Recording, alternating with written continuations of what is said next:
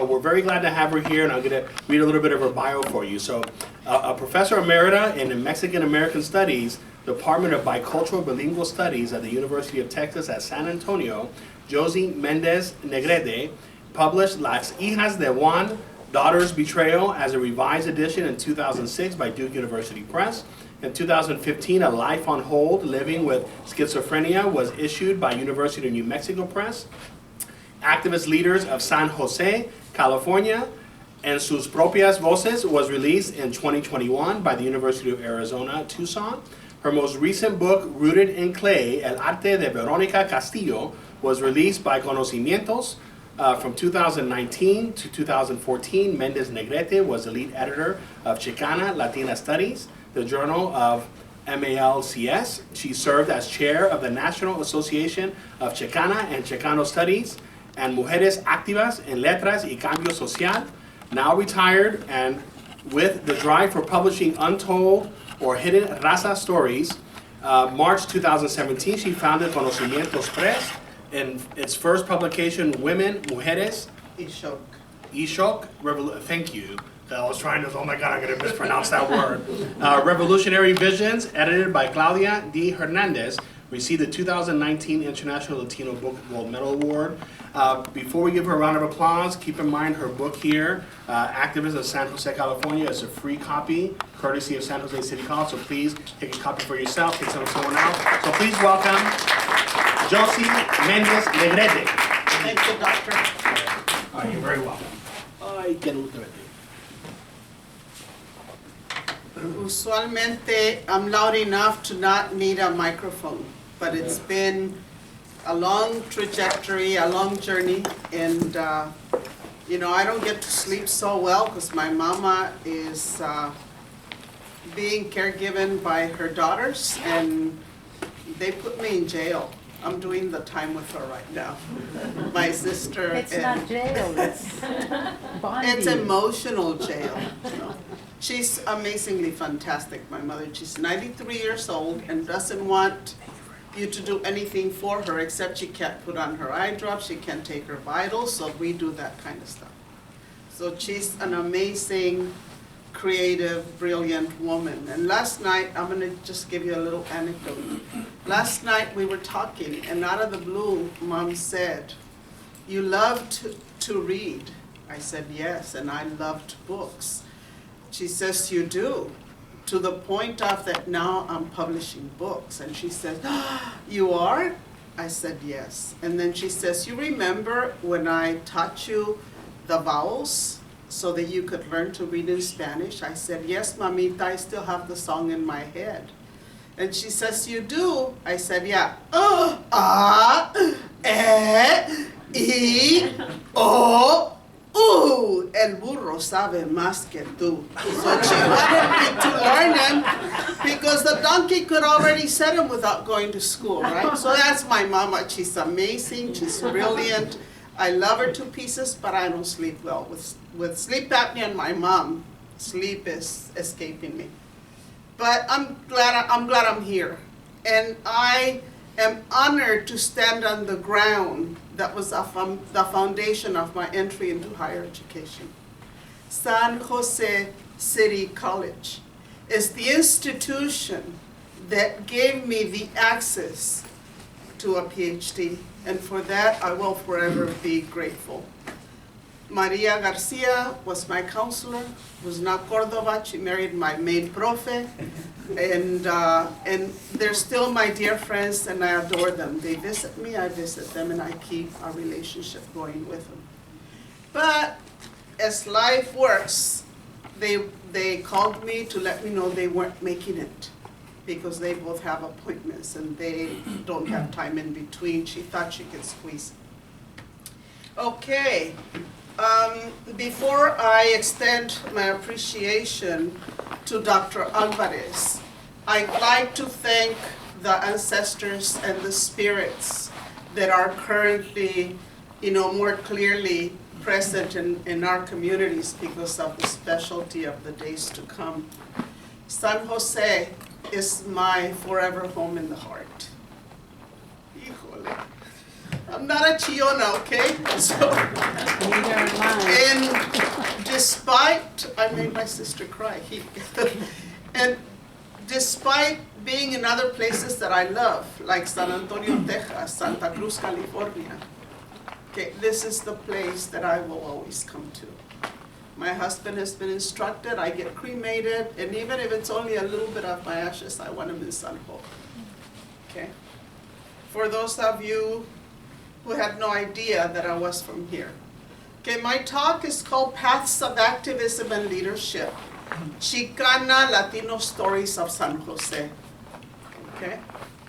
And my amazing professor that I didn't give thanks to, Doctor, thank you for bringing me, and now you're my technician. I appreciate it. Okay, Paths of Activism and Leadership, and Chicana Latino Stories of San Jose, okay? Now, what happened is that I came all prepared with PowerPoint so you can get some, besides my colorful self, so you can have some illustrations. And so thank you for helping me, and thank you for bringing me. Activist Leaders of San Jose en sus propias voces took 20 years for me to publish. And there were little bumps along the road because we think, oh, it's not going to take that long. How long is it going to take you to write a book? Well, unless people go through the process, right, Richard? They don't have an imagination of what it is. By the way, the reason I said right, Richard, is because he's got a Conocimientos Press book coming up in the near future. So maybe he can start looking at venues. So it's a brief introduction. The other big picture that you see on the right side, hey Al, of the cover, okay? You see V. Vasquez and myself. Adored her, I loved her, I learned much from her. And she went to meet the creator in January. So I wanted you to know that she is also of the generation. What do you notice about my cover, the book cover?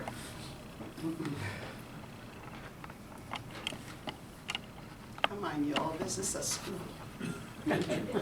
More women than men.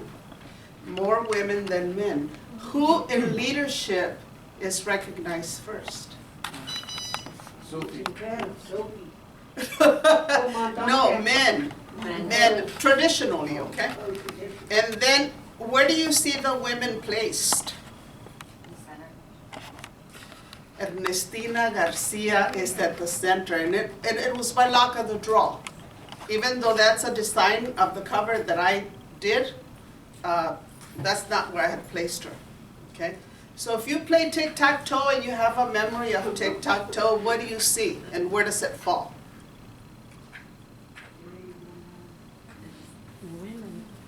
Sofia, Ernestina, and Esther Medina are the winners, okay? I mean, when we buy books, there's a lot of messages that you attempt to convey. When we produce books, there's a lot of things we try to send over there. So let me continue because I have only a part of an amazing story.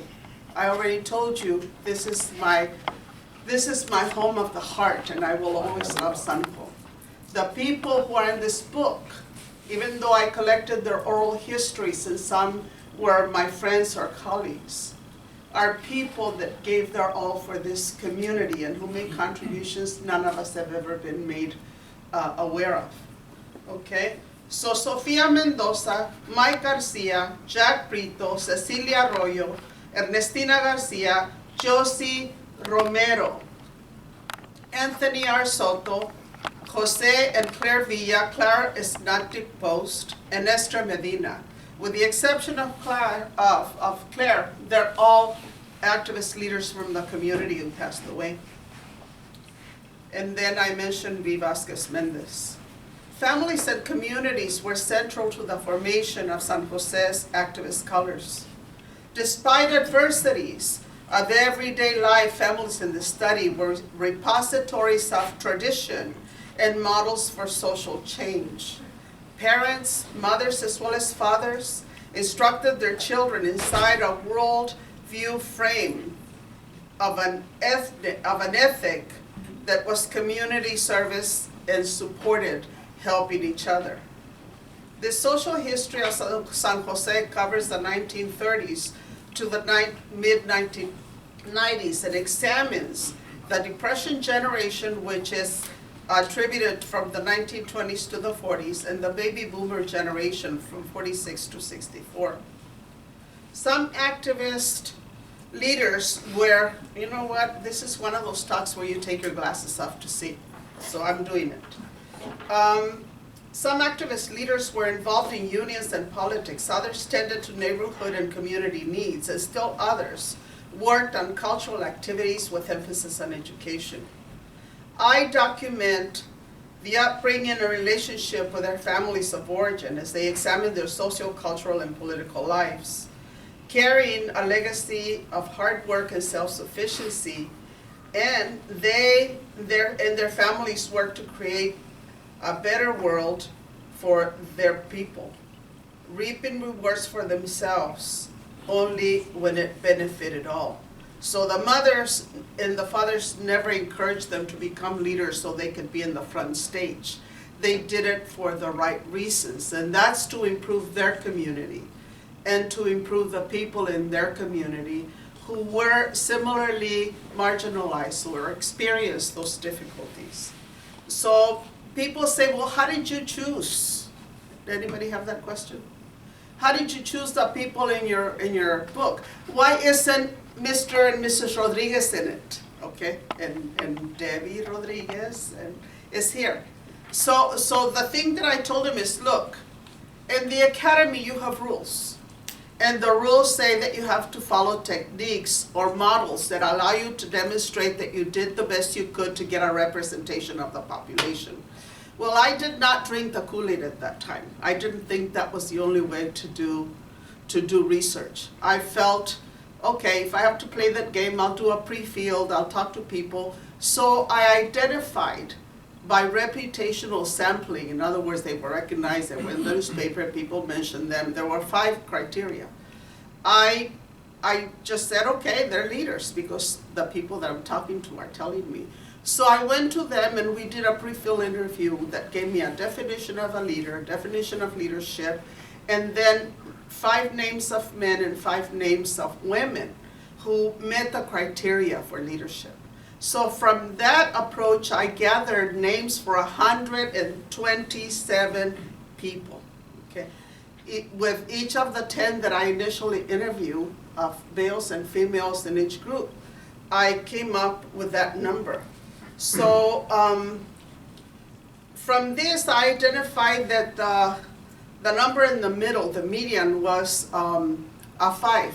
So every name of a person who received the criteria of 5 got selected, whether I knew them or not, okay?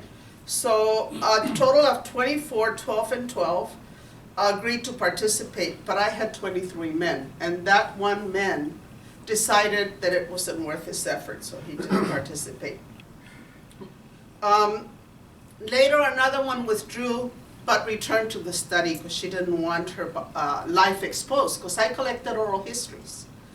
And then one at the end, and I was so disappointed because her story made everybody's story so much richer, decided that she didn't want me to write about her. So she will remain in anonymity. So Depression generation. The reason that I'm putting their names out there, is that okay? Yeah, that's fine. No, leave that door open. Hey, we're in community, right? You have patience? Yes? No? Okay. The reason that I'm naming them is because it would be very difficult for me to, tell you their entire life history. Okay? So I'm bear with me. Okay, so Jose Villa is Anthony Soto, Esther Medina, Jack Brito, B. Vasquez Mendez. The reason that they're in the front is because they departed the world. Okay, they're in a better world, some people say. And then still with us, and thankfully so, Blanca Alvarado, Jose Carrasco, Victor Garza, George Castro, and Luco Barrubias were the other people. Okay, so the baby boomer generation, okay, for some of you, your grandparents, for others of you, maybe even your great-grandparents, you know, we're old ones. Baby boomer generation from 1946 to 1964, okay? So who we have there are Cecilia Arroyo, Josie Romero, Delia Alvarez, Rose Amador, Elisa Marina Alvarado, Kathy Chavez Napoli, Felix Alvarez, Pete Carrillo, Tony Estremera, and Jorge Sandoval. I don't know if you noticed, but I get a little bit of a choke when I speak sometimes. That has to do with the excitement and just being here, okay? So it shows up in other ways as a response to trauma.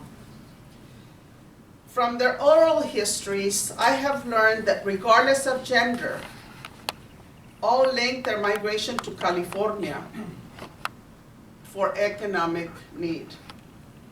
Although not all came to work in agriculture, 5 out of 11 Chicanas worked in the fields, and 11 of 12 Latino Chicanos also traced their employment to agriculture. 2 trace their ancestry to a long legacy of generations. Antonio Soto, of the Depression generation, connected his ancestral history to Spanish colonial times of the 1700s in Arizona. Among the baby boomer generation, Josie Romero linked her background to the Southwest prior to the Treaty of Guadalupe Hidalgo. Not only that, she also revealed that she was of mixed heritage and that there was German and Mexican in her background. Among the baby boomers, I already told you that, they now travel back and forth between the ancestral roots and contemporary USA. The relationship that Josie talks about continues into the present. That's my point of saying. Okay, so the migration and movement, how did it take place?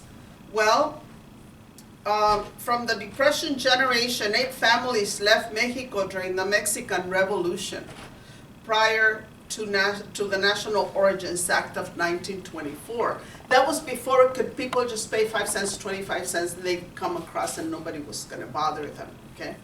So many, including the Villa and the Garcia family, many brought their entire family over because they could. There were no limitations prior to that.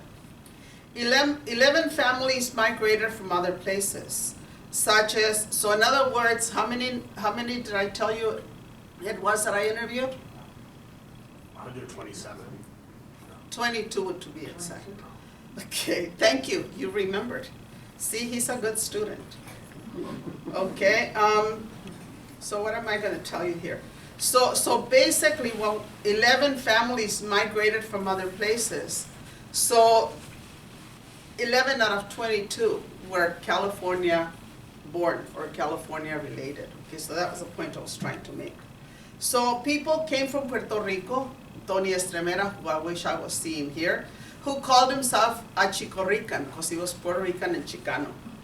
And then, Arizona, Colorado, New Mexico, and Texas. I found out why I love Texas through the process of doing this. It wasn't because it's one of the biggest states or it's the biggest state. It was because its people are amazing, especially Mexican Americans, whatever they call themselves. So that was awesome. The majority of the baby boomers, I'm going up to the top, among those born in California, 6 came from the northern part of the state and 6 from the southern part of the state. So to me that was really interesting because there's in-migration and that's out-migration that's coming in and populating or repopulating a population. Legacies of activism, common point of entry into activism. The Depression generation were heavily involved. This is not just, I'm gonna go to a meeting and I did something, okay? And the mutualistas that dealt with multiple issues, the Comisión Honorífica Mexicana, and social and regional clubs such as the San Felipe Club of Del Rio, Texas. So, so we see that if they were not encouraged by institutional systems to participate, like for example in voting because there was a tax and there were other conditions that disallowed it, okay, they could deal with La Cruz Azul or similar to the Red Cross, so they can deal with things that their community needed without asking anybody for anything. And doing life with what they had, okay, because they understood their situation. And then among those born in California, I already told you that it's 6 and 6. And the majority who came to California from that generation migrated from 5 southwestern states and 1 from Mexico. The baby boom generation, activism and leadership was informed and modeled by their parents' involvement. If you read Latino literature, Chicano literature, things on immigration, the myth that we hear is that Mexicans don't favor education. That's the first thing, because everybody who migrates who's from Latin America gets reduced to being a Mexican, okay? That's the enemy within for white supremacists. Okay, so then what happened is that we see patterns. In other words, rather than thinking that people are going to forget about things, what they're going to do is they're going to go against the myths by exercising the strengths that they do have in their community.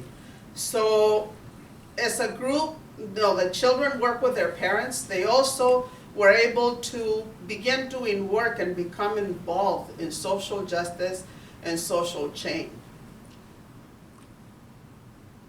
So change, Chicana and Latino Chicano activist leaders from the Depression and baby boomer generation spoke about the knowledge they gained from their parents and elders in the community, where they learned to identify and confront unequal and differential treatment in spaces they themselves occupied. The 2 community mentors that they identified were Ernesto Galarza and Cesar Chavez, and for the people in the study. So they learned to identify and confront unequal and differential treatment in spaces they themselves occupied. Through their parents' words and actions, these activist leaders gained an understanding about the ways in which inequality and disparities are reproduced, thus taking a stand to struggle against race, class, gender, and other oppressions. At that particular time, they were not speaking about sexuality, but later when I was writing the book, it would come out. Okay.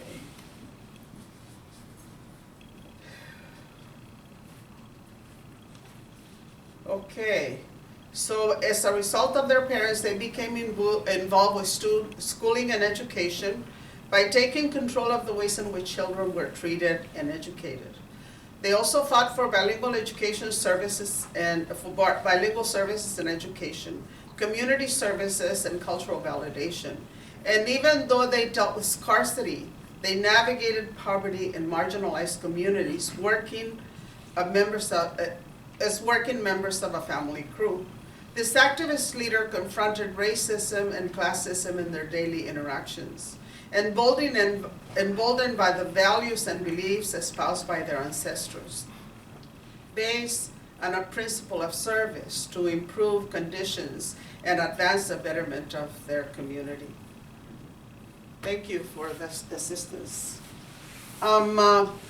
Standing here behind this podium, and I have to get out because it's not me. I feel trapped. I like to talk to people. Ideally, if we had been able to put this in a circle, that's a safe environment for me.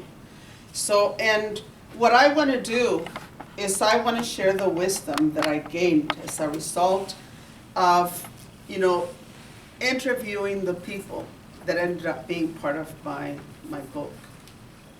I think that I knew just about every one of the persons I interviewed, and I believe they all trusted me. I don't know that they all liked me because I say my say and I speak strongly and I take opposition, and some people don't like this. They never told me, so my assumption is they all like me. Okay. So what I want you to understand that you're standing on sacred ground. You're standing on sacred ground, not because of religious beliefs, but because this is the land of our ancestors, wherever they come from.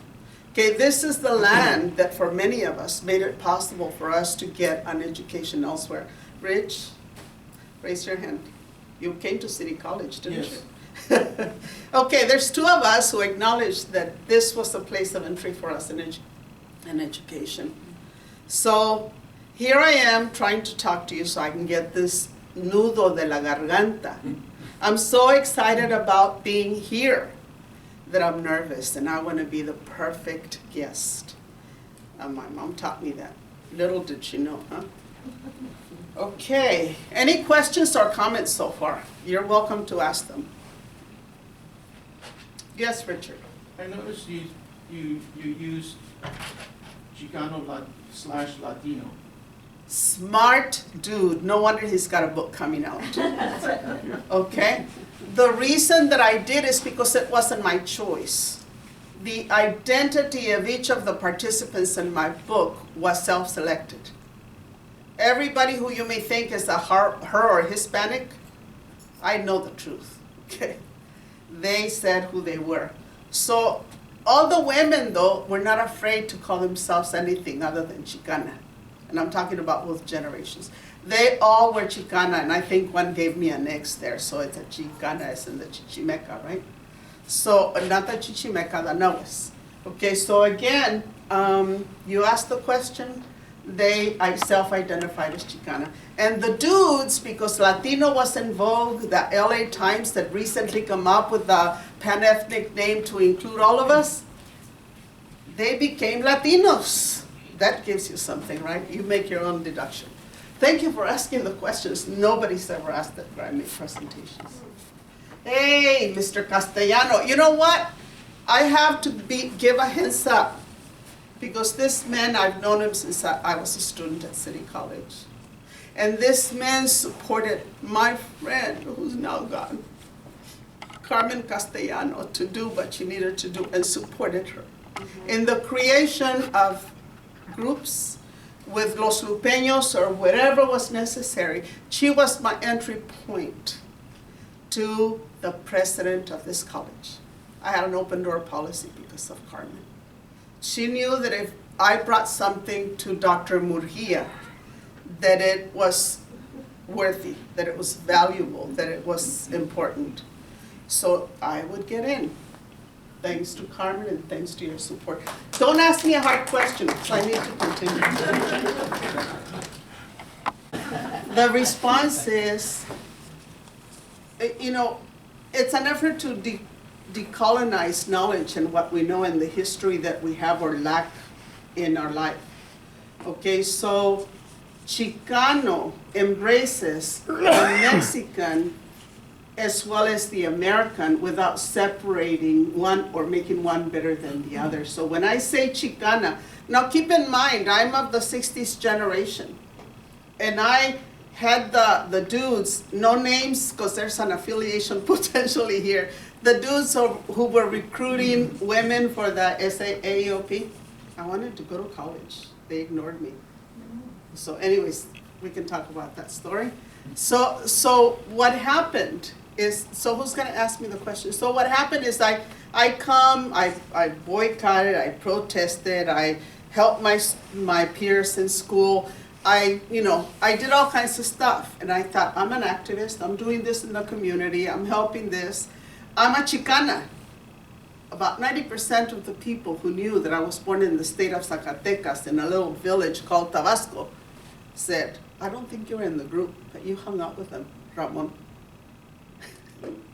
So the thing about it is that, why is it important that we know who we are and what we name ourselves? Okay. Why is it important? Well, the thing about it is that they use games with us, right? Mind games, if we get to fight over what we call ourselves and what they're gonna acknowledge or put in the census, all that stuff, the system's gonna win. No doubt about it. So I think what we need to do is keep our identity, be proud, maintain our culture, do all of the things that these people in this book did, because they were proud of who they were and their ancestry.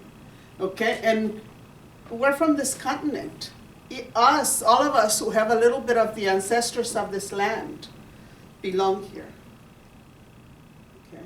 The United States of America has a multiplicity of ethnicities. And not as a melting pot, because if they have to melt, they become something else. Okay?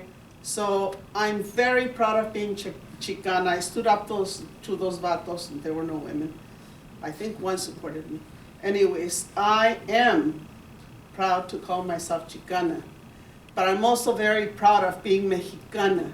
And since I moved to Texas in 1994, I'm also proud of being a Mexican American without the hyphen. Okay? Now you're probably asking, what does that do with leadership? Right, doctor? Sure. It has a lot to do with leadership. When you know your history and you know who you are and you know the struggles that we won and lost, the continuity of the cycle of self-empowerment goes on. Otherwise, if they cut us at the knee and they tell us we have no history, we're stupid, we're lame, we're dumb, we have piojos, all of that happened to people in this book. Okay? You're worthless.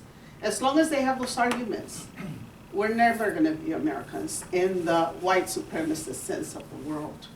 In the natural, and I don't mean to be scientific, in really what is best is that we're from this continent. We're nobody's anything else. So we can call ourselves who and what we are because we have the ability and the agency to do that. So ya, le dije poquito, okay? So I'm gonna start. All right, I dedicate this one to, no, I don't dedicate it to anybody. What I did is I read this. Okay, I do have a sense of humor sometimes, especially when the nerves disappear. What I wanted to do is to tell you what I learned from the activists in this book is that all of us have the capacity to enact change. And all of us, if we engage our consciousness in relationship to ourselves and in relationship to other people, we engage in a process of conocimiento. You probably heard Josie, her sisters in the book. You probably heard Josie talk about that stuff. She was the founder of Chicana Mental Health, here. And she used that name when it really wasn't in vogue, okay? So as activist leaders, we need to know who we are. And we need to know our community, and we need to work with them to voice our concerns so we don't tell them what they're going to do and we're going to do it for them, okay? All of those ideas are ideas embedded in this book. And because it is, I will scare you. If you read the index, and I'm going to tell you, the index is the best part of this book, and I was so proud of the way I decided to construct it, although